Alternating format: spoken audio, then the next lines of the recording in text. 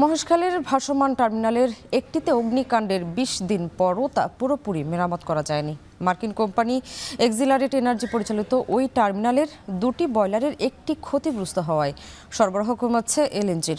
মাঝে দুদিন পরিস্থিতির সামান্য উন্নতি হলেও পরশু থেকে আবার সংকট দেখা দেয় গ্যাসের, যার নেতিবাচক প্রভাব পড়েছে আবাসিক গ্রাহক ও উৎপাদনমুখী শিল্প কারখানায়।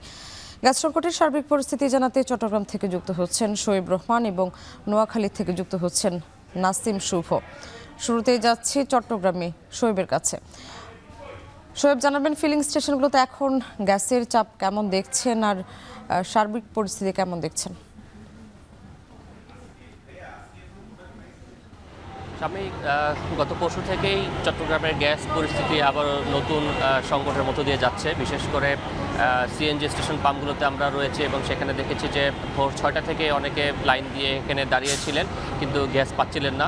5 মিনিট আগে থেকে আমরা যেই গ্যাস সিএনজি ফিলিং স্টেশনটিতে রয়েছি, 5 মিনিট আগে থেকেই এইখানে গ্যাসের চাপ বাড়ার পর এখানে যানবাহনে গ্যাস সরবরাহ শুরু হয়েছে এবং বিশেষ করে এই জায়গাটিতে গ্যাস সরবরাহ থাকলেও যেখানে যেখানে এখনও চাপ কম থাকছে সেখানে কিন্তু এখনও গ্যাস সরবরাহ বন্ধ রয়েছে। এবং আমরা দেখেছি যে এখানে নগরীর এই 16 শহর এলাকার এই সিএনজি স্টেশনটি থেকে যেই সিএনজির সারি, সেটি কিন্তু প্রায় 1 থেকে 1.5 কিলোমিটার দূর পর্যন্ত লম্বা সারি তৈরি হয়েছে এবং ভোর থেকেই এখানে তারা অপেক্ষা করছেন।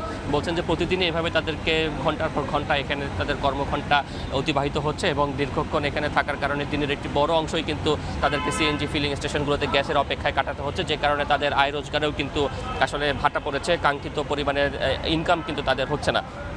এবং চট্টগ্রামে যেখানে প্রায় 400 মিলিয়ন ঘনফুট গ্যাসের প্রয়োজন, সেখানে সরবরাহ হচ্ছে 200 মিলিয়ন ঘনফুটেরও কম, অর্ধেকের বেশি কিন্তু এখানে ঘাটতি রয়েছে।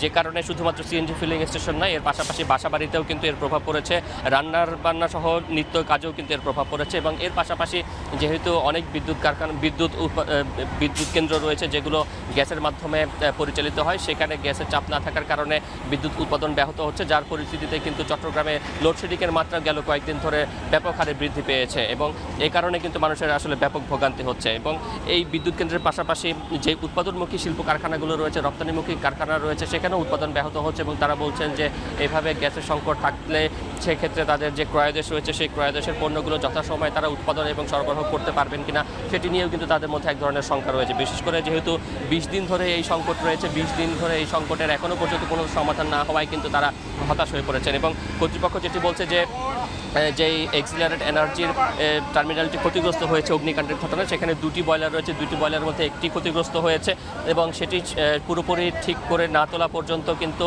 যেই গ্যাসের সংকট সেটি কাটবে না বলে কিন্তু তারা জানিয়েছেন। এবং এই সংকট পুরোপুরি কাটতে আরও 1 থেকে 2 দিন সময় লাগতে পারে বলে কিন্তু ধারণা করা হচ্ছে। এবং এরই মধ্যে আমরা দেখতে পাচ্ছি যে সাধারণ মানুষ যারা রয়েছেন তারা কিন্তু চরম ভোগান্তিতে পড়েছেন। শাম্মী, গ্যাস সংকটের আরও খবর জানাতে নোয়াখালী থেকে যুক্ত আছেন নাসিম শুভ। শুভ, জানাবেন নোয়াখালীতে গ্যাস সংকটের প্রভাব কীরকম পড়ছে জনজীবনে আর পরিমাণ মতো গ্যাস পাওয়া যাচ্ছে কিনা জানাবেন।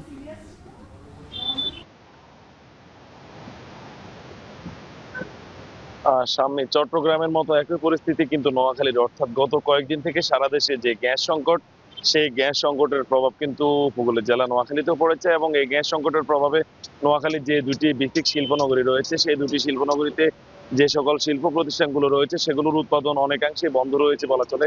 আমি কথা বলেছিলাম শিল্প মালিকদের সাথে, তারা বলছেন আসলে গ্যাস সংকটের কারণে তারা তাদের প্রয়োজনীয় যেই গ্যাসের চাপ, সেই চাপ না পাওয়ার কারণে কিন্তু তারা তাদের কারখানাগুলোতে উৎপাদনে যেতে পারছে না এবং যার কারণে কিন্তু তারা কাঁচামাল নষ্ট হওয়ার আশঙ্কায় কিন্তু তারা অনেকাংশে তাদের উৎপাদন বন্ধ রেখেছেন।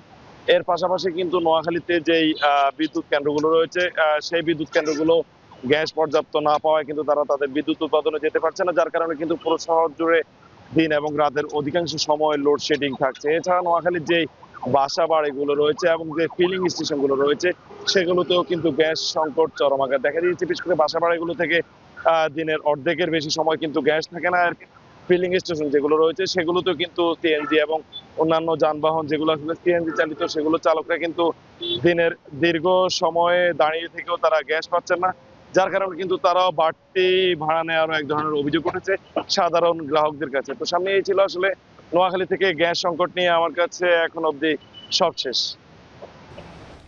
গ্যাস সংকটের খবর জানাচ্ছিলেন সহকর্মীরা।